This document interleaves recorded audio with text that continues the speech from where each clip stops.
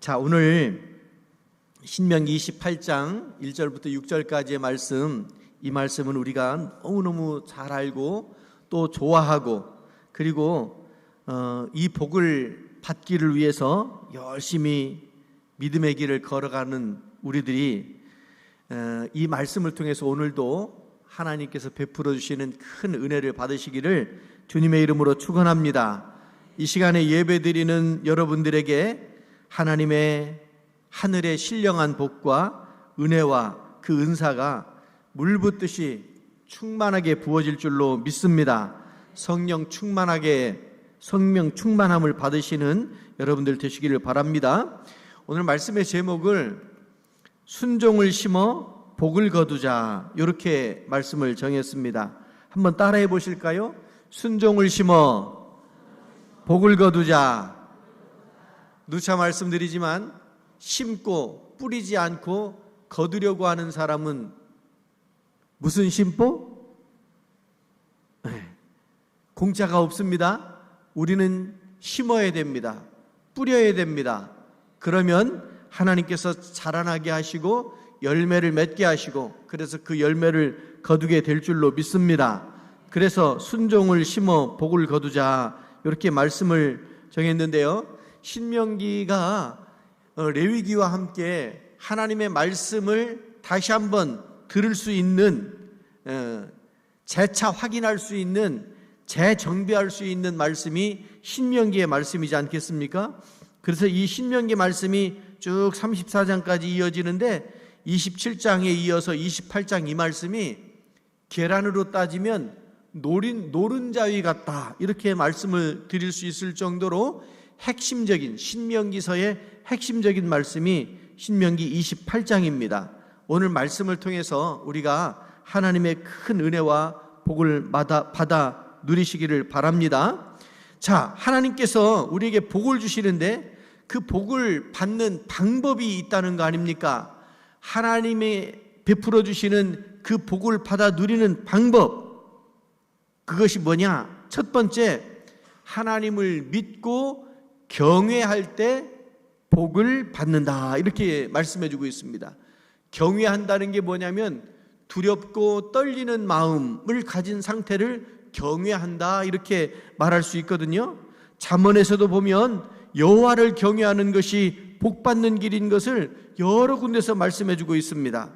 뿐만 아니라 오늘 말씀도 쭉 보면 이제 지켜 행하면 복을 받고 지켜 행하지 않으면 하나님으로부터 저주를 받는다고 하는 말씀이 쭉 19절까지 계속되어지고 있는데 14절에 보면 이런 말씀이 있습니다.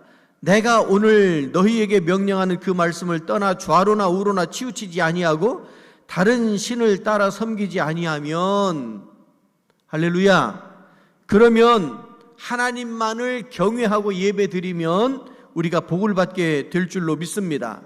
여러분, 사도행전 10장에 보면 고넬료가 나옵니다. 고넬료는 이탈리아의 군대 지휘관이었었지요. 이방인이었었습니다. 그런데 이방인이었음에도 불구하고 고넬료를 뭐라고 설명하느냐면 경건하여 온 집안과 더불어 하나님을 경외하며 백성을 많이 구제하고 하나님께 항상 기도하였다, 이렇게 기록해주고 있습니다. 유대인, 이방인 나눌 게 아닙니다. 너와 나를 나눌 게 아니고 누구라도 이렇게 경건하여 기도하고 백성들을 구제하고 온 가족이 함께 하나님 앞에 세워지면, 그러면 그 가정이, 그 심령이 복을 받게 될 줄로 믿습니다. 바로 고넬료를 통해서 해주시는 말씀이 그런 말씀 아니겠습니까? 그렇죠. 하나님을 경외할 때 복을 받고, 두 번째로 하나님의 말씀에 순종할 때 우리가 복을 받게 됩니다. 2절 말씀에 보면 내가 내 하나님 여호와의 말씀을 청종하면 이 모든 복이 내게 임하며, 그랬습니다. 청종이라는 말이 무슨 말입니까? 들을 청자, 따를 종자를 쓰지요. 청종, 듣고 따르는 겁니다. 여러분, 듣지 않았는데 따를 수 있습니까? 명령이 내려오지 않았는데 움직일 수가 있습니까? 자의적으로 움직이는 거 말고 자기 마음대로 하는 것 말고 하나님의 말씀을 듣고 그 말씀을 따르는 것이 복인 줄로 믿습니다. 아브라함을 한번 생각해 보시기 바랍니다. 이 아브라함이요, 인물 좋고 학식이 많아서 또는 어떤 배경이 좋아서 그가 믿음의 사람이 된 것이 아닙니다. 하나님의 말씀에 무조건 순종했을 때 그가 믿음의 조상이 된 줄로 믿습니다. 그렇습니다. 우리들도 마찬가지입니다. 우리들도 세상적인 스펙이 우리의 신앙을 결정하는 것이 아니고 오직 하나님의 말씀을 믿고 따르는 것이 우리에게 복이 될 줄로 믿습니다. 아브라함이 하나님의 음성을 들었을 때 지체하지 아니하고 떠났다고 그랬습니다. 하나님께서 백세에 얻은 아들 이삭을 번제물로 바치라고 했을 때 고민하지 않고 자기에게 일러주신 그 모리아 땅으로 가게 되었습니다. 이것을 순종의 표상으로 우리가 그렇게 보게 됩니다. 하나님께서는 하나님의 말씀을 순종할 때 그에게 복을 허락하시는 줄로 믿습니다. 경외할 때뿐만 아니라 순종할 때뿐만 아니라 하나님께서는 하나님의 말씀을 지켜 행할 때 우리에게 복을 베풀어 주시는 줄로 믿습니다. 오늘 1절 말씀을 보시면 내가 내 하나님 여호와의 말씀을 삼가 듣고 내가 오늘 내게 명령하는 그의 모든 명령을 지켜 행하면 이랬습니다. 지켜 행하면 그러면 세계 모든 민족 위에 뛰어나게 하실 거라고 이렇게 말씀하고 계시지 않습니까? 출애굽기 20장 6절에도 보면 내 계명을 지키는 자에게 천대까지 은혜를 베푸시겠다 이렇게 말씀하고 있습니다. 여러분, 하나님의 말씀을 듣는 것으로 끝나는 것이 아니고요, 이 말씀을 들었으면 믿고 반드시 행함으로 열매를 맺으시기를 주님의 이름으로 축원합니다. 자, 오늘 우리가 지켜 행해야 될 것이 있다면 그렇다면 그것이 무엇입니까? 주의 말씀, 계명인 줄로 믿습니다. 주의 말씀과 계명은 뭐냐면 첫 번째로 주의를 거룩하게 지키라고 이렇게 말씀하고 있습니다. 주의를 거룩하게 지켜라. 이게 십계명 네 번째에 나오는 계명이잖아요. 안식일을 거룩히 지켜라, 구별되게 지켜라. 그래서 그 말씀에 순종하여 오늘 또 저와 여러분이 주님의 몸된 제단에 나와서 예배자로 세워지게 된 줄로 믿습니다. 그렇지요? 안식일을 거룩하게 지켜라. 이 말씀은요, 전제가 있어요. 그게 뭐냐면 안식일이 7번째 날이잖아요.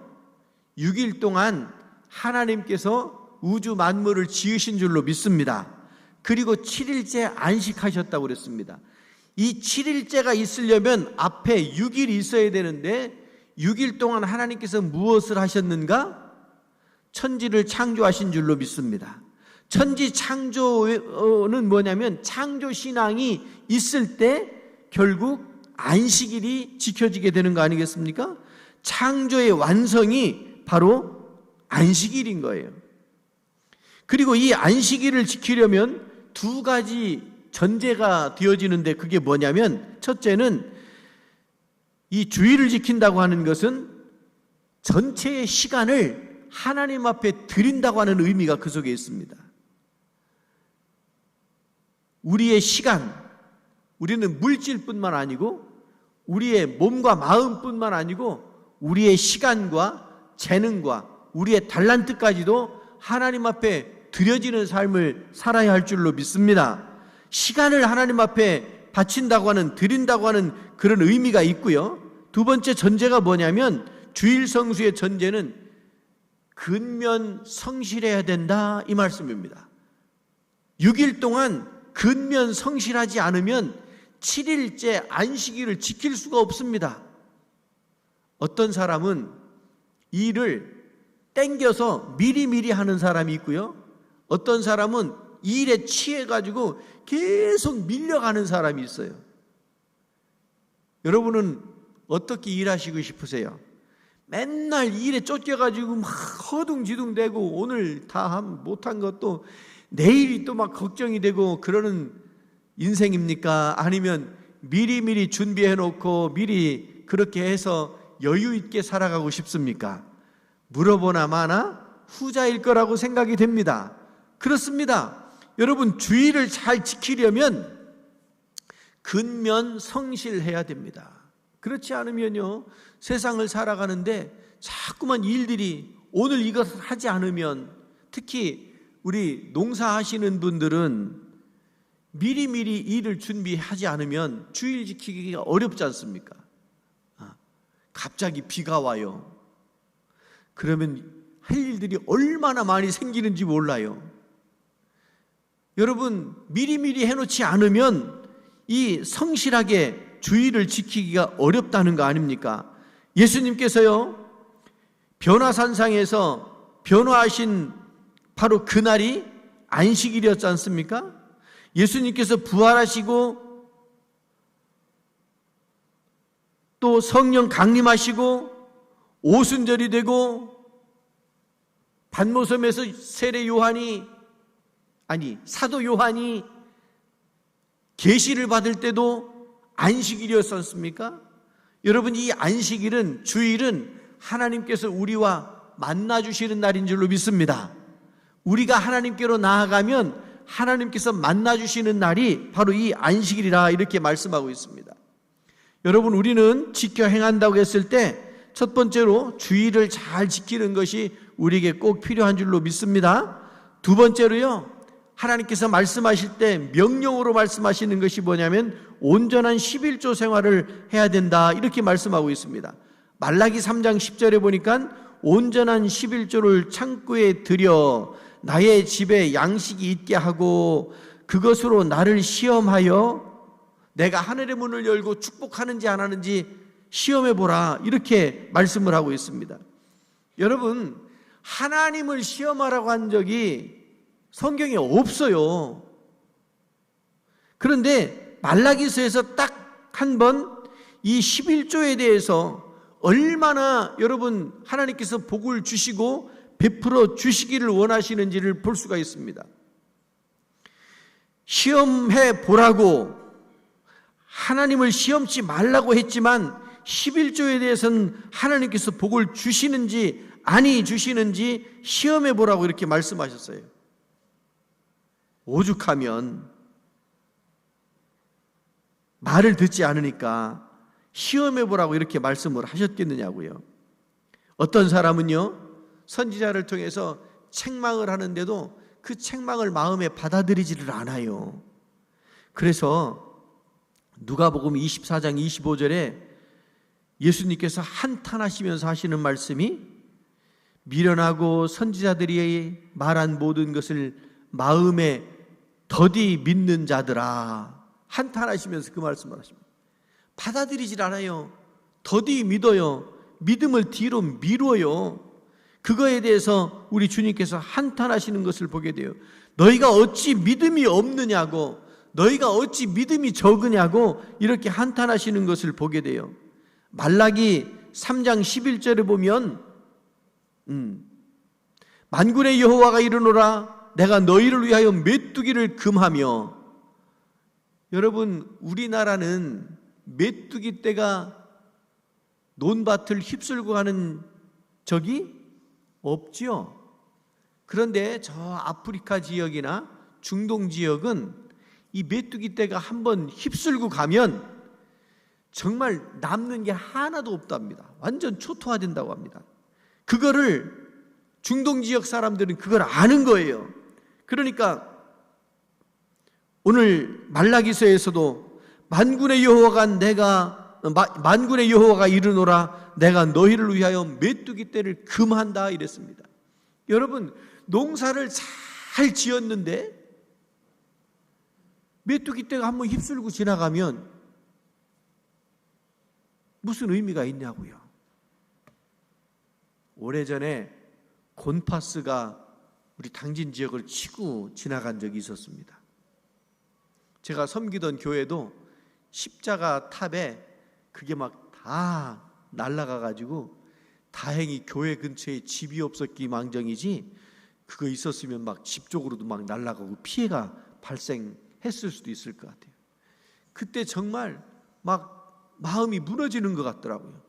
길이 다 막혔어요. 동네 길이 나무가 다 쓰러져 가지고 막혔어요. 그래서 집에 있던 자전거를 타고 막 우리 교인들 집에 신방을 갔어요. 비닐하우스 날아간 건 아무것도 아니고요. 그때 보면서 나무들이 그렇게 곤파스가 불고 난 다음에 이틀 3일 지나고, 바로는 안 보였는데 이틀 3일 지나고 나니까 나무의 이파리들이 전부 말라가지고 떨어지더라고요.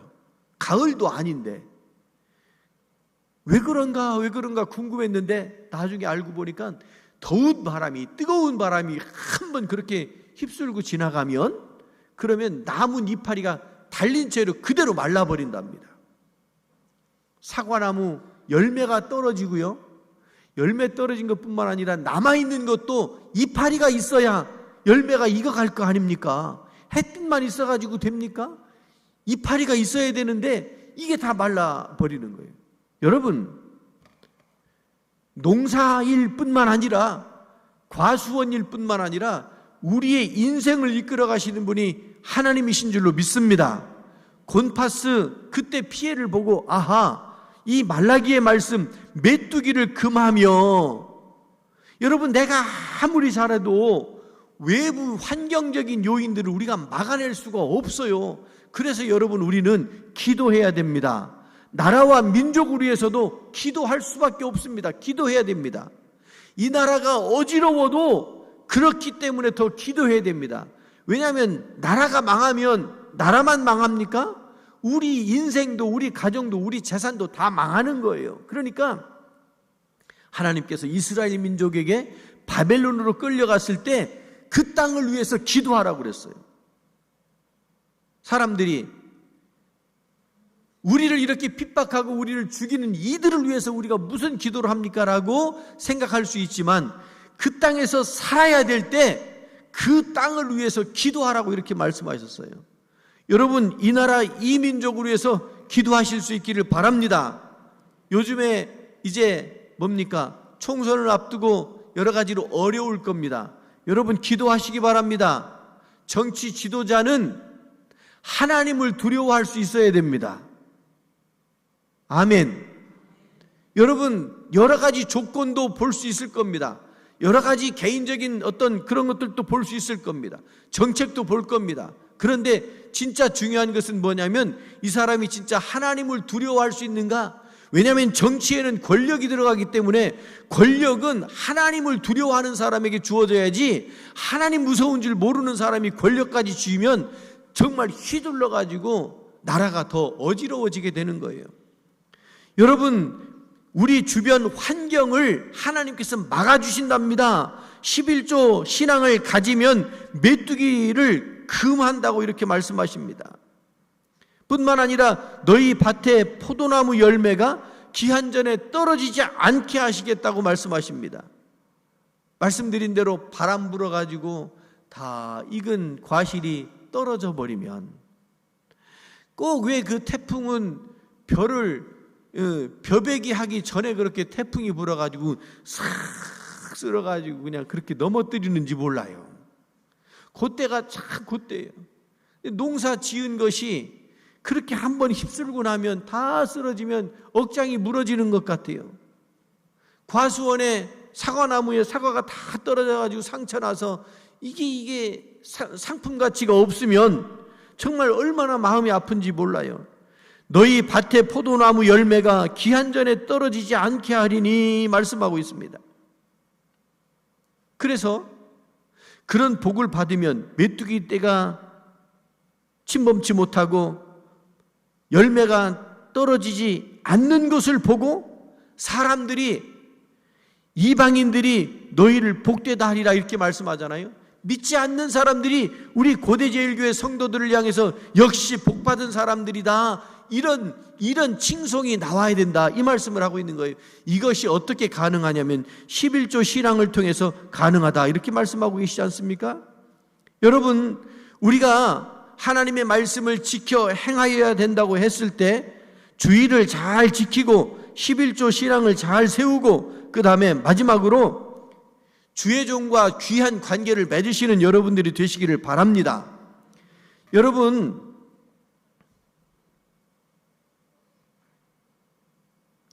변호사는요, 사회정의를 세우는 사람들이어서 존경받아 마땅하다고 합니다. 의사는요, 의사는 우리의 몸의 생명을 책임지고 있기 때문에 존경받아야 된다고 합니다.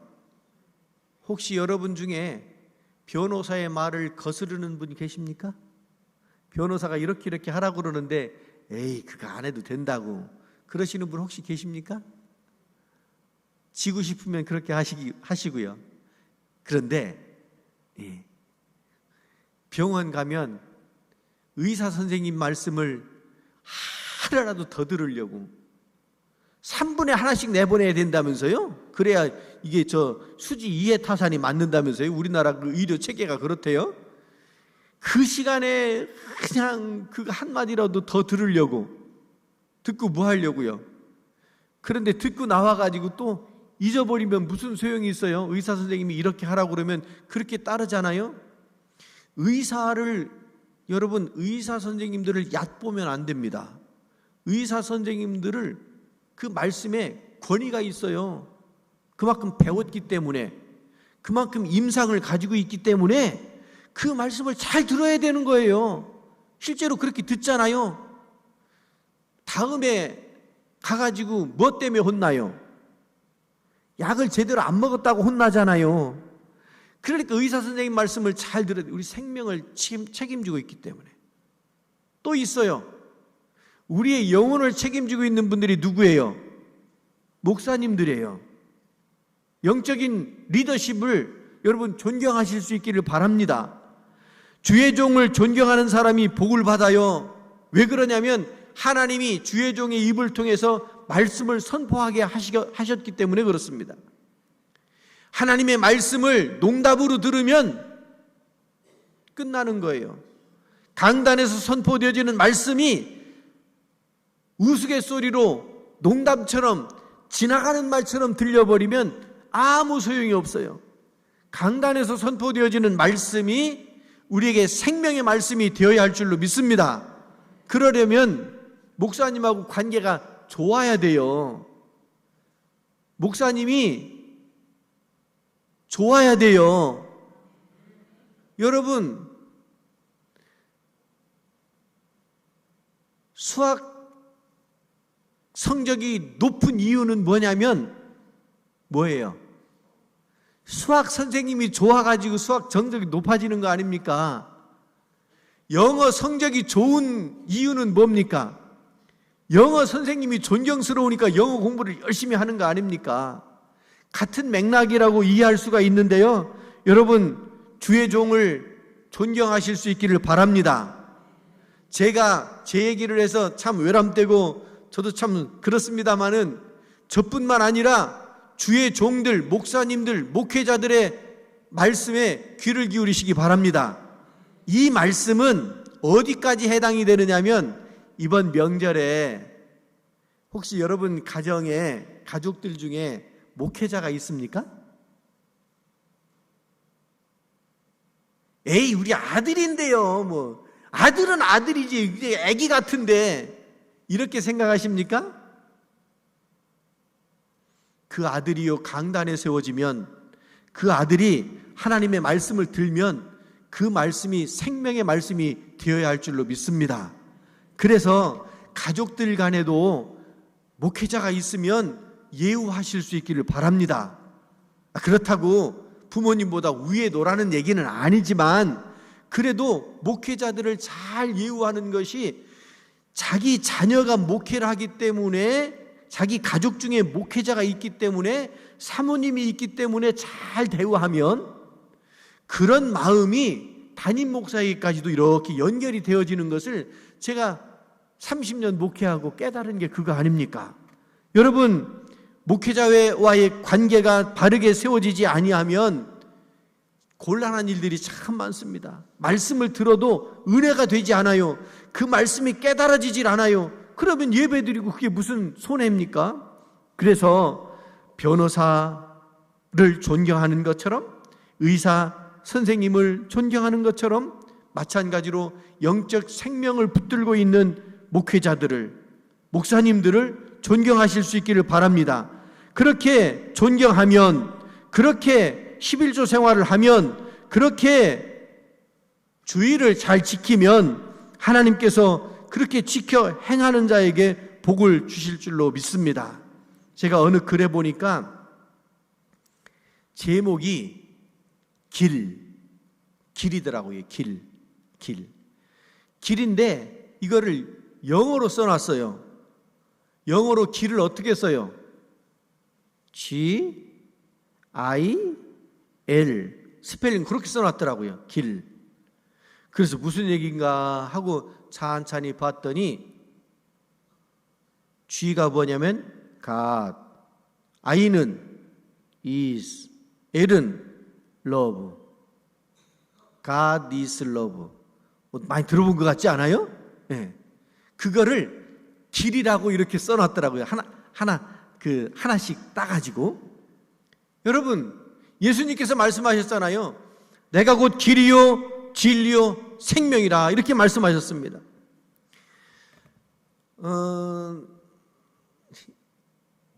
제가 군대 생활을 육군 항공대에서 했습니다. 비행기 조종한 건 아니고, 또 헬리콥터, 육군 항공은 보통 헬리콥터가 많은데요, 뭐 정비한 것도 아니고요. 그때 당시에 대대장님이 믿음이 아주 충천하신 분이어서 저를 군종 티오도 없는데 군종병으로, 그때 당시에 신학교 다니다 온 사람이 누가 있나, 신병교육대에서 그 사단 인사과에다가 연락해가지고 그렇게 해가지고 저를 불러갔습니다. 교회에서는 좋은 군종 오게 해달라고 그렇게 기도를 했대요. 저 간부 가족들께서 그렇게 기도를 했대요. 그렇게 하고 선발돼서 갔어요. 가서 군종도 하고 대대장 당번도 하고 행정도 하고, 하여튼 종굴락 부려먹듯이 그렇게 부려먹더라고요. 그런데 그때 제가 이렇게 어깨너머로 들은 이야기가 있어요. 하늘이 3차원이잖아요. 하늘이 넓잖아요. 그런데 하늘에도 길이 있는 거 아세요? 하늘에도 길이 있습니다. 헬리콥터는요, 고도 제한이 있어요. 더 높이 올라가면 안 돼요. 그리고요, 비행기, 전투하는 비행기 높이가 다르고요, 여객기 높이가 달라요. 다 달라요. 충돌하면 그냥 대형 사고이기 때문에 이 고도를 다 이렇게 바꿨더라고요. 그리고 저 이렇게 여러분 제주도 갔다가 이렇게 지나갈 때 창문 밖으로 이렇게 내려다보면 고대제일교회 보이는 거 아세요? 모르세요? 우리 십자가를 더 높이 세우든지 어떻게 저 지붕에다가 고대제일 이렇게 써놓든지 해야지. 여러분, 항로가, 제주도에서 올 때 항로가 이렇게 서해대교를 거쳐서 이렇게 대부도 쪽으로 올라갑니다. 저는 그런 거에 관심이 있어서 창문 내려다보고서 우리 집 어디 있나 그거 찾아보기도 하고 그럽니다. 길이 있어요. 이 길을 벗어나면 큰일 납니다. 정해진 것에서 벗어나면 큰일 납니다. 얼마 전에 일본에서 지진 났을 때 구호품 싣고 가려고 했던 그 카고하고 그 다음에 여객기하고 탁 부딪혀가지고, 그거 진짜 아찔한 거예요. 왜 그러냐면 같은 길인데 그 길을 내줘야 되는데 안 내주고 같이 들어간 거예요. 그게 부딪힌 거예요. 여러분, 길이 얼마나 중요합니까? 하나님께서 우리에게 이 길을 열어주셨어요. 하늘에만 길이 있는 것이 아니고 요 앞에 바다에도 해로가 있잖아요. 하늘에 항로가 있으면 바다에 해로가 있잖아요. 여러분, 철새들도 다 가는 길이 있어요. 철새들 그 논에서 어떤 때 보면 걔들 어지간히 시끄럽대요. 뭐라고 그렇게 떠드는지 모르겠지만, 야, 여기 맛있다, 내년에 여기 또 오자 그러는지 모르겠지만, 야, 이제 빨리 먹고 가자 그러는지 모르겠지만, 하여튼 철새들도요, 다 그 철새의 길이 있잖아요. 여러분, 히말라야, 에베레스트 고지대에 가면 눈으로 다 덮여가지고요, 길이 없어요. 안 보여요. 길이 안 보여요. 그래도 눈 덮인 길이라고 할지라도 거기에 다 등산로가 있는 거 아닙니까? 8,848m까지 올라가는, 안 보여도 거기에 다 길이 있어서 그 길에서 벗어나면 위험에 빠지고 추락하기도 하고 그렇게 되는 거 아닙니까? 여러분, 하나님께서 우리에게 명령하셨습니다. 지켜 행하라고 명령하셨습니다. 그리고 그 길을 제시해 주셨습니다. 여러분, 이 길에서 벗어나지 않는 여러분들이 되시기를 바랍니다. 그리고 그 길이 울퉁불퉁 비포장길이 아니고 정말 쫙 열려있는 아스팔트 길이 되시기를 바랍니다. 형통해 보기 그거 아닙니까? 그리고 우리가 가는 그 길은 예수 그리스도의 십자가로 세워진 십자가의 길 아니겠습니까? 하나님께서 우리에게 사랑을 베푸시고 그 사랑 때문에 명령하시고 지켜 행하라고 이 말씀을 하시는데, 오늘 순종을 심어서 복을 거두자, 이 말씀이 오늘 우리가 가야 할 길, 우리가 따라야 할 하나님의 말씀, 생명처럼 여겨야 될 그 말씀이 되어야 할 줄로 믿습니다. 다시 한번 말씀드리기는, 예수께서 이르시되 내가 곧 길이요 진리요 생명이니 나로 말미암지 않고는 아버지께로 올 자가 없다고 단정적으로 말씀하시는 이 말씀 속에 우리가 주님의 길 따르며 하나님의 복을 풍성하게 받아 누리는 우리 모두가 되어야 할 줄로 믿습니다. 기도합니다. 자비하신 하나님 아버지, 은혜 위에 더 큰 은혜를 베풀어 주시니 감사를 드립니다. 저희들이 하나님의 말씀에 청종케 하여 주옵소서. 그러하다가 형통의 복을 누리게 하옵소서. 예수 그리스도의 이름으로 기도드리옵나이다.